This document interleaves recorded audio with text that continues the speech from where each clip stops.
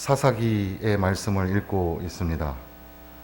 10장 1절과 2절에 보면 돌라라는 사사가 나오고 야일이라는 사사가 나옵니다. 소위 마이너 저치스라 그래서 소사사라고 부르는데 내용이 아주 짧게 기록된 사사가 두 명이 있고, 그 다음에 이제 입다 이야기가 12장까지 계속 나오게 되고, 삼손 이야기를 하기 전에 또 작은 이 소사사가 3명 정도가 언급이 되는데, 이 소사사들의 이야기들은 조금 생략을 하고 입다의 이야기를 중심으로 오늘 말씀을 승리와 비극의 인생이라는 제목으로 말씀을 나누겠습니다. 돌라와 야일이 사사로 있었던 그 짧은 기록 가운데 서서히 사사의 그 사명이 변질되고 있다는 것을 감지를 하게 되고, 그런 가운데서도 하나님이 다스려 주셔서 45년간이나 태평한 시대가 찾아오게 됩니다. 태평한 시대가 우리에게 찾아올 때 우리는 항상 위기 관리도 중요하지만 축복 관리가 중요하다는 사실을 잊지 말아야 합니다. 그래서 어렵고 힘들 때에도 하나님 앞에 매달려야 하지만, 그러나 태평하고 좋을 때 그때에 하나님을 잘 섬겨야, 그래야 그것이 유지가 되고 더 성숙한 신앙으로 나아갈 수가 있죠. 그런데 이스라엘의 특별히 이 사사기의 모습을 통해서 그렇지 못한 그런 죄악된 이 사이클을 우리에게 보여주는 겁니다. 이스라엘의 태평은 나태와 게으름으로 나타나게 되었고 더 심각한 우상 숭배로 나아가게 됩니다. 그래서 10장 6절에 보면 이스라엘 자손이 여호와의 목전에서 악을 행하여, 우리가 사사기에는 태평성대가 지나서 이스라엘 백성들이 악을 행하고 우상 숭배를 저지르고, 그래서 하나님이 진노하셔서 심판을 내리시고, 그리고 이스라엘 백성들이 하나님 앞에 부르짖었더니 하나님께서 사사를 보내셔서 구원하여 주시고, 그들이 이제 태평성대를 누리고, 이런 그 순서가 있다고 지금 우리가 말씀을 읽어왔습니다. 역시 여기 입다의 이야기를 시작할 때도 그런 내용이 나오는 겁니다. 그런데 이 10장 6절에 보면 우상 숭배의 신이 이전의 사사 때보다 훨씬 많아졌습니다. 바알들, 가나안의 신이고, 아스타롯, 가나안의 신이고, 아람의 신들, 시리아의 신들, 하닷, 바알, 못, 아낫, 시돈의 신들, 바알과 아스타롯, 모압의 신들, 그모스, 암몬 자손의 신들, 몰렉, 몰록, 블레셋 사람들의 신들, 다곤, 바알, 온갖 우상 숭배는 다 하고 있는 그런 지경이 된 겁니다. 혼합 종교를 넘어서서 여호와 유일신에 대한 신앙이 아예 없어진 겁니다. 니체가 신은 죽었다 이렇게 말을 했는데, 오늘날의 기독교는 사실 마이너리티, 소수입니다. 기독교가 우세하게 많은 사람들이 기독교를 믿고 있는 것처럼 보이지만, 오늘날의 전 세계를 지배하고 있는 것은 무신론입니다. 신이 없다, 또는 유물론입니다. 물질이 신이다, 물질이 모든 만물의 근원이다. 또 범신론입니다. 모든 것이 다 신이다. 이런 사상 속에서 세상은 기독교를 전면적으로 부인하고 있는, 예수 그리스도만이 유일한 길이라고 하는 이 기독교를 부인하고 도리어 핍박하고 또 업신여기고 조롱하는 그런 시대가 되어가고 있는 거죠. 이렇게 온갖 우상 숭배를 다 하고 있는 이스라엘을 향하여 하나님께서 진노하십니다. 하나님이 진노하셔서 그들에게 이제 심판을 내리시는데, 블레셋 족속, 암몬 족속을 그들에게 보내어서 10장 8절에 보면 18해 동안 억압하였더라 라고 말하고, 10장 9절에는 곤고가 심하였더라 라고 합니다. 이방 족속을 다시 보내어서 그들로 인하여서 이스라엘 백성들이 고난을 당하게 되는데, 이 억압하였다라는 말은 히브리어의 원문은 부서뜨리다, 깨뜨리다 이런 말이거든요. 완전히 삶을 파괴하고 깨뜨리는 그런 지경으로 어려움을 이스라엘에게 지금 주게 되었던 겁니다. 하나님 앞에 이제 부르짖습니다. 드디어 하나님 앞에 부르짖어서 하나님 용서하여 주옵소서. 10절에 이 10장 10절에 보면 이스라엘 자손이 여호와께 부르짖어 이르되 우리가 우리 하나님 버리고 바알들 섬기며 주께 범죄하였나이다. 그러면서 막 부르짖습니다. 그럼에도 불구하고 하나님께서 냉소적으로 대답하시죠. 14절에 보면은 가서 너희가 택한 신들에게 부르짖어 너희 환난 때에 그들이 너희를 구원하게 하라 하신지라. 너희들 믿는 신이 있잖아. 가서 그들로 구원하게 해. 이렇게 말씀하시는 겁니다.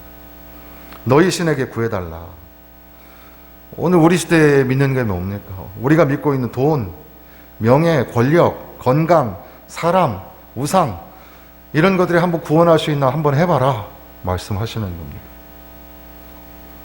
이스라엘 백성들이 더욱 부르짖습니다. 부르짖으면 그나마 소망이 있고 희망이 있습니다. 이 패역한 시대에 우리가 할 수 있는 유일한 게 있다면 하나님 앞에 부르짖어 회개하는 겁니다. 하나님 용서하여 주옵소서. 이 팬데믹이 인간의 실수로 죄악으로 온 것인지 또 하나님의 경고와 심판으로 온 건지 또 어떤 게 우선순위인지 우린 잘 모르지만 어쨌든 우리에게 재앙이 닥쳤습니다. 그때 우리가 할 수 있는 일은 하나님 앞에 부르짖어 기도하는 겁니다.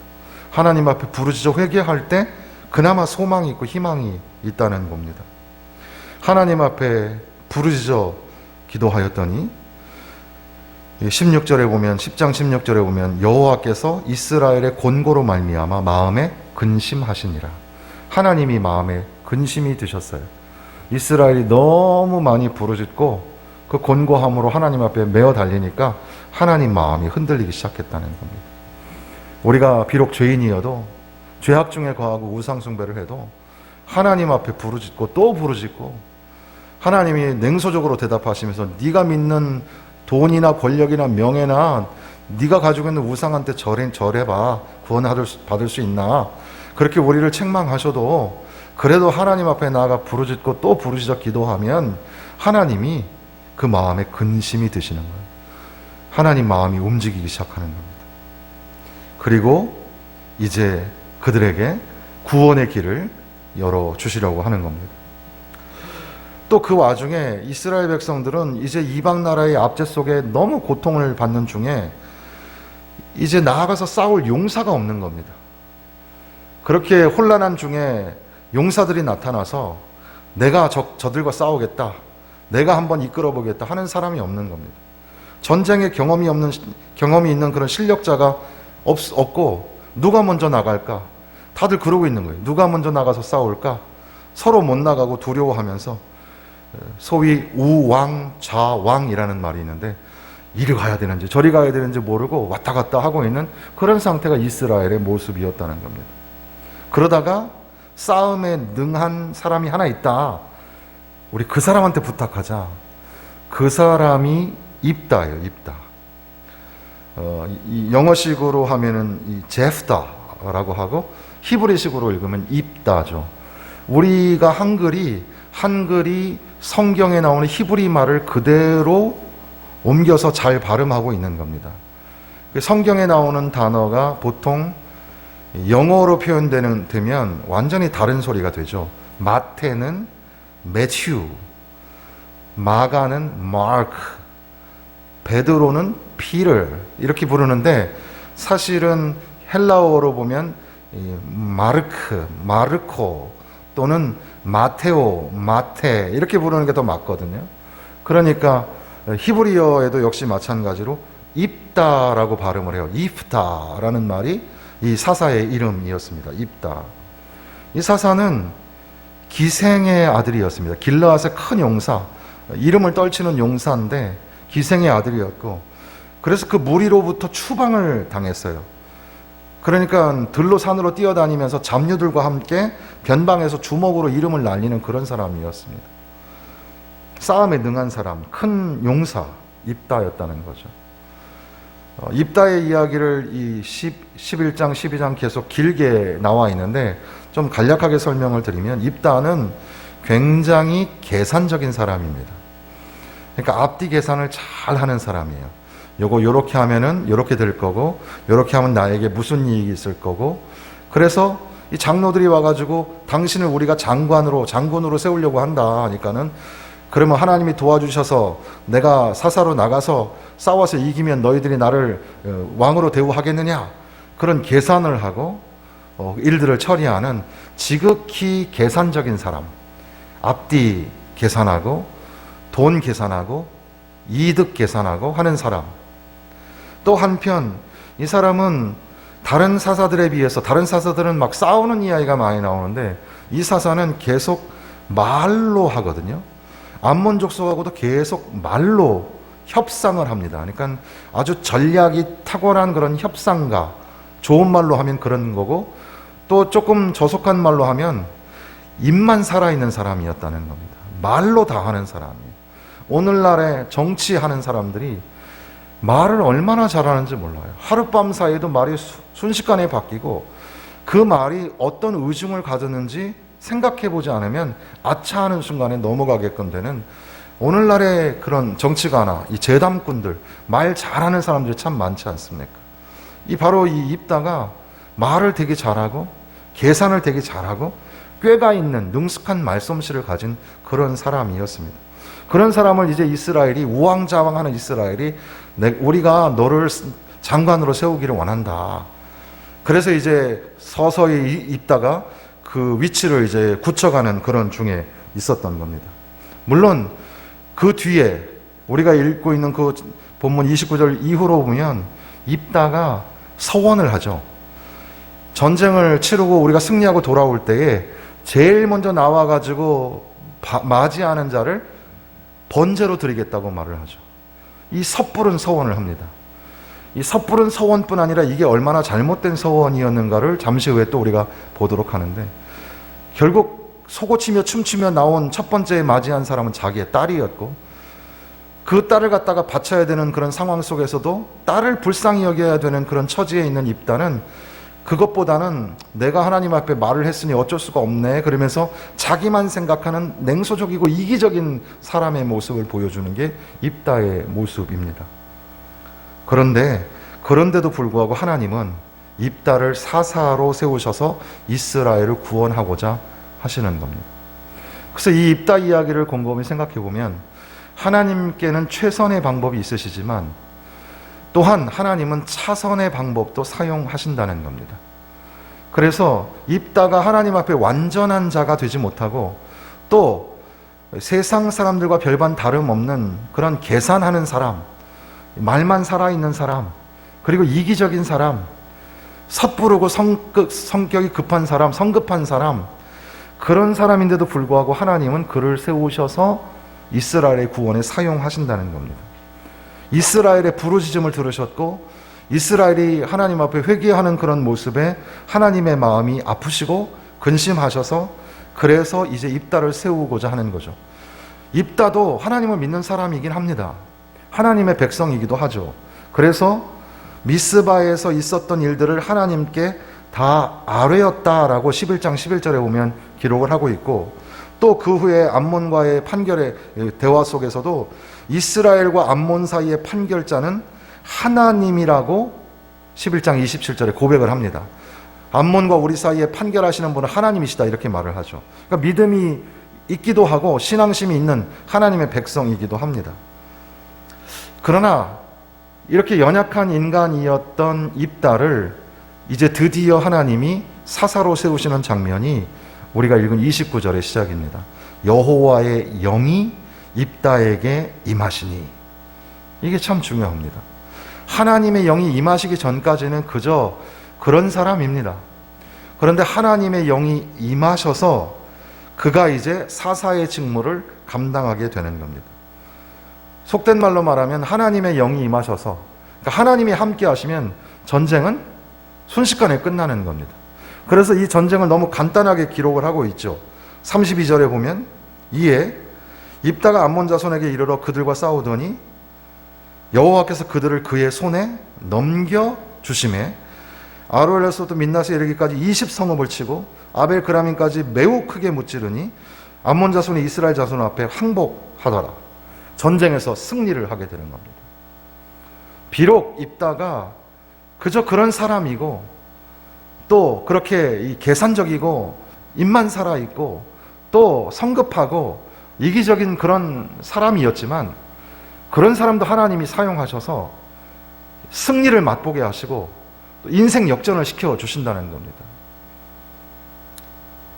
그런데 여기까지만 이야기가 나오고 끝났으면 참 좋았을 뻔했습니다. 오늘 제목이 승리의 이야기가 아니라 승리를 넘어선 비극의 이야기를 하려고 하는 거죠. 오늘 지금 이 승리의 전쟁, 이 전쟁에서의 승리만 말한다면 입다는 성공한 사람이고 승리의 사람이라고 할 수 있습니다. 그런데 섣부르고 경솔한 그의 서원은 참담한 비극을 불러일으키게 되죠. 전쟁에서 돌아오는데 앞서 말씀드린 것처럼 제일 먼저 맞이하는 사람을 번제물로 드리겠다 서원을 하고 속옷치며 춤추며 나오는 그 딸을 번제로 드려야 하는 비극의 사람이 되고 마는 겁니다. 이 인간 사사 입다의 너무나 비극적인 이 불완전함이 오늘 우리에게 도전이고 또 충격이기도 한 겁니다. 입다의 서원이 비극적인 그런 시작이 되는데 입다가 이렇게 서원하게 된 게 그냥 믿음이 좋아가지고 그러는 게 아닙니다. 우리가 서원 함부로 하지 마라 이런 말 하잖아요. 그 말은 서원이 막중하기 때문에 그런 것도 있지만 성급하게 하는 것도 또 경솔하게 하는 것도 옳지 않다는 그런 윤리적인 교훈도 있지만 더 중요한 건 뭐냐면 그 입다의 섣부른 서원은 하나님을 전적으로 신뢰하지 않는 모습이었기 때문에 그게 매우 중요합니다.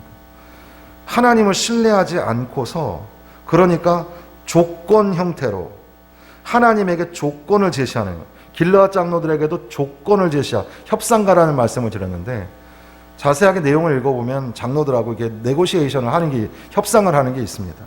그처럼 하나님에게도 조건을 제시하는 거죠. 내가 만약에 승리를 하고 돌아오게 된다면 처음으로 맞이하는 사람을 번제로 드리겠습니다. 이런 식이죠.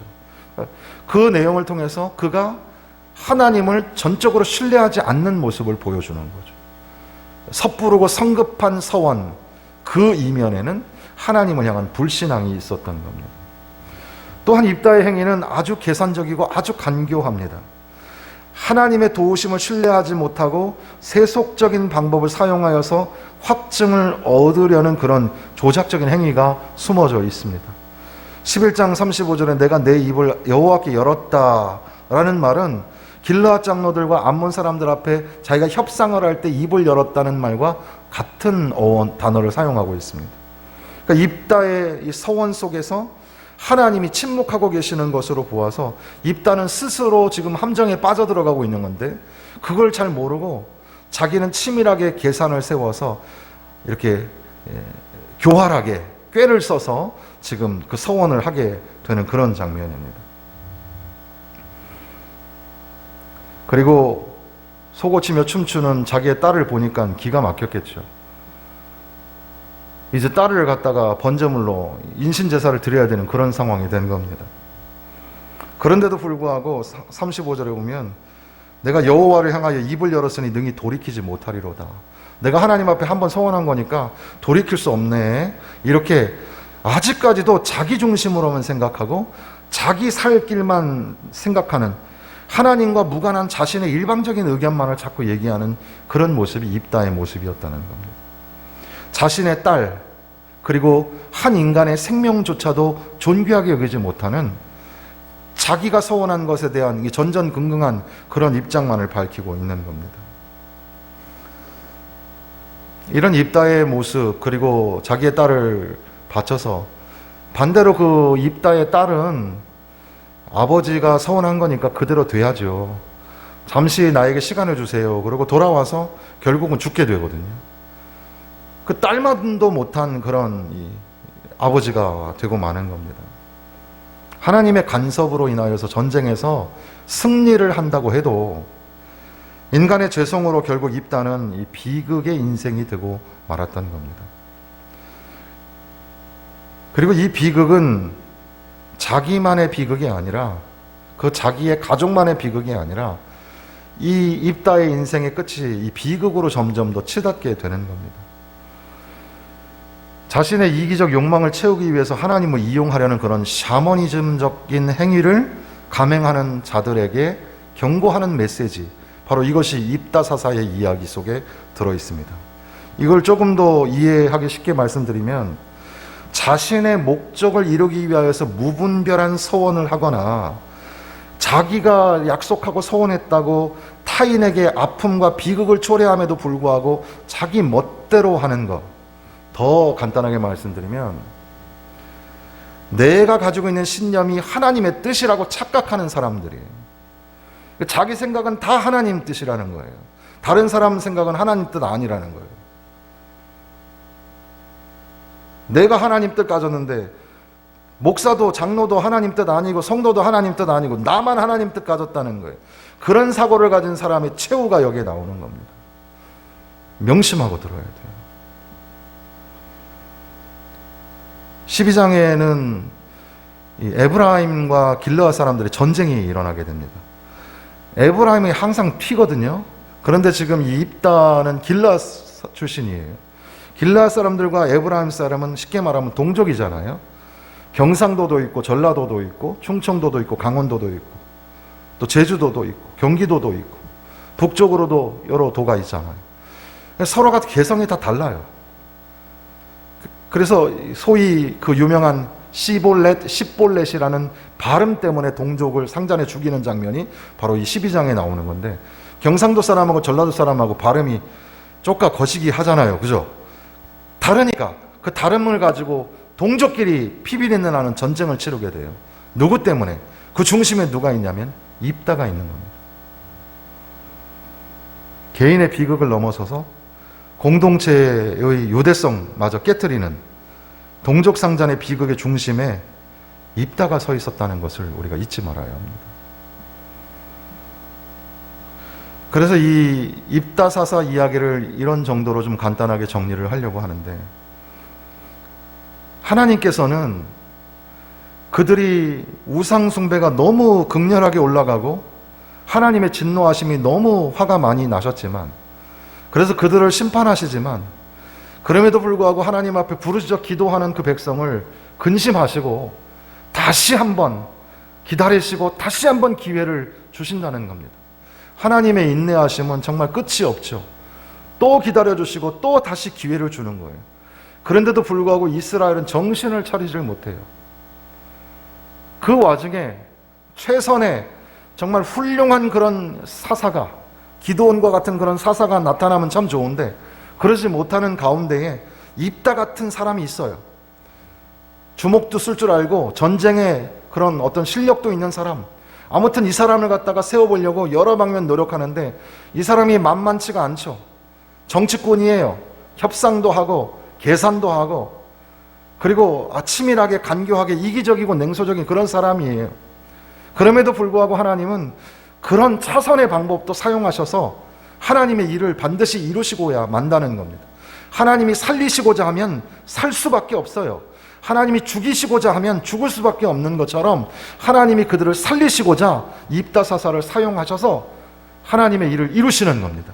그런데 그렇게 승리를 경험한 입다가 하나님 앞에 섣부른 서원을 함으로 말미암아 자기의 딸을 죽이게 하는 그런 비극의 주인공이 되고, 그리고 또한 자기의 이득을 계속해서 계산하는 바람에 이제는 길르앗과 에브라임의 동족 상잔의 비극이 일어나게 되는 그 중심에 서게 되었다는 겁니다. 입다는 승리한 인생입니까? 비극의 인생입니까? 승리를 맛보았지만 비극의 인생이죠. 이 이야기는 누구의 이야기입니까? 이 이야기는 이거 저 사람 들으라고 하는 이야기인데 라고 하실 수 있겠죠. 그렇습니다. 이런 사람들이 세상에 참 많이 있으니까. 그런데 이 이야기는 오늘 우리의 이야기입니다. 여러분의 이야기입니다. 여러분들은 승리를 경험했습니다. 그럼에도 불구하고 또 언제 그랬냐는 듯이 연약한 죄 많은 인간의 이기적이고 냉소적이고 또 계산적인 그런 자리로 또 돌아갑니다. 하나님 앞에 섣부른 서원, 경솔한 서원, 그것은 자기만 아는, 하나님을 철저히 신뢰하지 못하는 데서 기인한 그런 서원이었습니다. 그로 인하여 자기의 그 잘못된 서원으로 인하여 딸도 죽이고 그 딸의 죽음으로 인하여 수많은 사람들이 슬피 울고 후대에 이르기까지 계속 이 이야기를 할 때마다 계속 우는 거예요. 슬픈 사건이었습니다.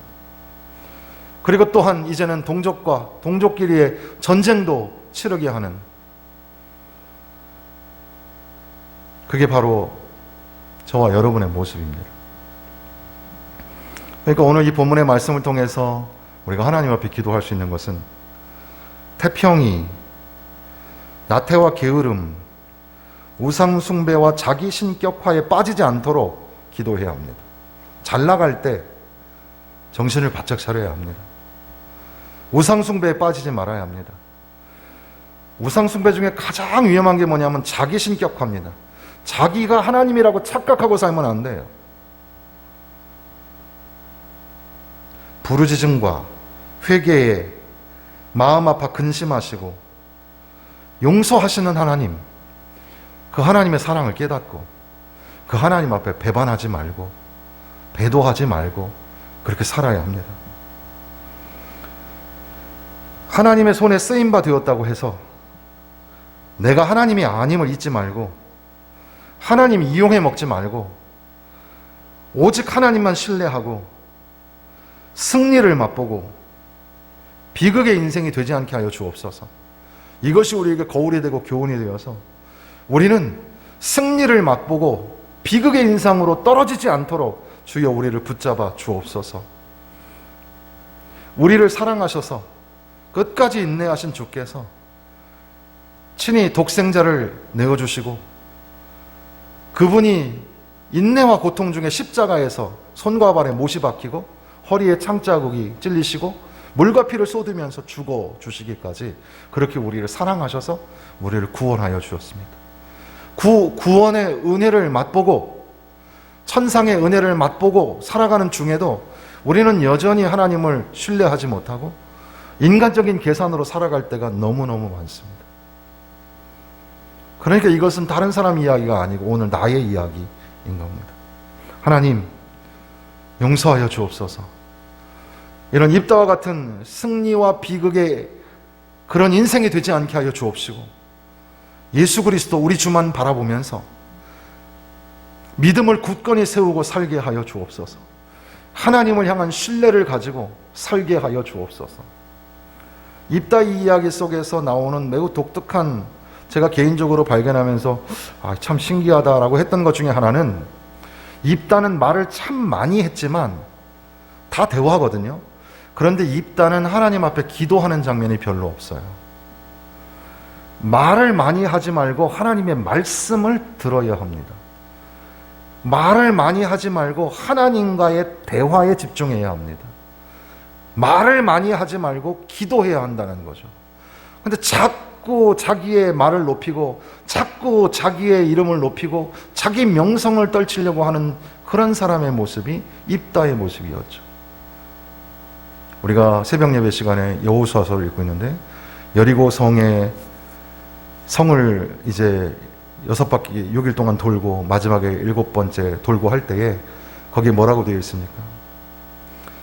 말하지도 말고 소리도 들리지 않게 하고 아무 소리도 나지 않게 하고 한 절에 3번이나 하지 말며 하지 말며 하지 말며 불평도 하지 말고 난 불평 아닌데요, 의견인데요, 의견도 하지 말고 그냥 신음소리인데요, 소리도 하지 말고 아무 소리도 내지 말고 성을 도는 겁니다. 하나님 말씀에 순종하였을 때 여리고 성이 무너졌죠. 입다는 수많은 말을 했지만 그 말 중에 말이 뭡니까? 보우, 서원입니다. 서원까지 했지만 그는 비극의 인생이 되고 말았습니다. 하나님을 향한 철저한 신뢰를 가지고서 승리와 비극의 인생이었던 입다와는 차별화된 그런 하나님의 백성으로 살게 하여 주옵소서. 이것이 오늘 우리의 기도가 되었으면 좋겠습니다.